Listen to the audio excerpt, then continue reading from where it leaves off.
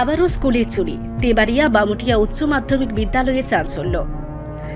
এবার এয়ারপোর্ট থানাধীন তেবাড়িয়া বামুটিয়া উচ্চ মাধ্যমিক বিদ্যালয়ে চুরির ঘটনায় তীব্র চাঞ্চল্য ছড়িয়েছে এলাকায়। বৃহস্পতিবার সকালে স্কুল খোলার পর চুরির বিষয়টি নজরে আসতেই শিক্ষক ও অভিভাবকদের মধ্যে ক্ষোভের সৃষ্টি হয়।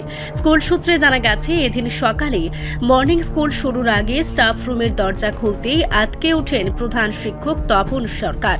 দেখেন তিনি ঘরের ভেতরে থাকা আলমারি ও গডরেজগুলোর তালা ভাঙা এবং সমস্ত কাগজপত্র ও আসবাবপত্র লন্ডভন্ড হয়ে পড়ে আছে। তল্লাশি চালিয়ে দেখা যায়, আসন্ন সরস্বতী পুজোর জন্য সংগ্রহ করা প্রায় 5,000 নগদ টাকা এবং স্কুলের একটি বড় ঘণ্টা নিয়ে চম্পট দিয়েছে চোরের দল। ঘটনার খবর পেয়ে দ্রুত এয়ারপোর্ট থানার পুলিশ স্কুলে পৌঁছে পরিস্থিতি খতিয়ে দেখেন এবং তদন্ত শুরু করে। প্রধান শিক্ষক তপন সরকার সংবাদ মাধ্যমের সামনে ক্ষোভ প্রকাশ করে জানান, এভাবে বারবার স্কুলকে লক্ষ্যবস্তু করার পড়াশোনার পরিবেশ বিঘ্নিত করছে।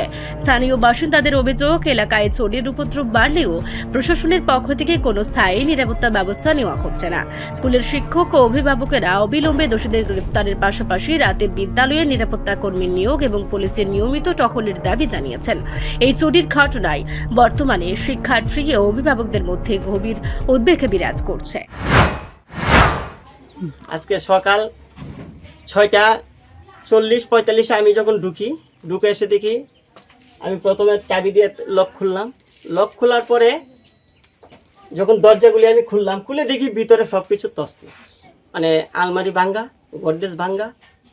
সঙ্গে সঙ্গে আবার ওইটাকে বন্ধ করে দিলাম, দিয়ে আমি থানাতে ইনফর্ম করলাম, এসএমসি কমিটিকে জানাইলাম। তারা আসলো, তারা এসে যা করার।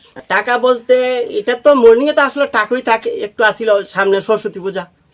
তো সরস্বতী পূজার উপলক্ষে আমরা চাঁদা কালেকশন হয়েছে। তো এখানে আমার হিসাব যা হয়েছে 4,680 টাকা আমার একটা লকারে ছিল। ওই লকারটা ওরা ব্যাঙ্কে দিয়েছে, ব্যাঙ্কে টাকাগুলো নিয়ে গেছে। আর একটা ঘন্টা ছিল যেটা বেল দিয়ে আমরা স্কুলের, ওই ঘন্টাটা নিয়ে গেছে। 1,500। আপনাদের এই স্কুলটার নাম কি? তেবাড়িয়া হাই প্রাইস সেকশন। আপনার নাম? তপন সরকার। রিপোর্ট সংবাদ প্রতীক্ষা।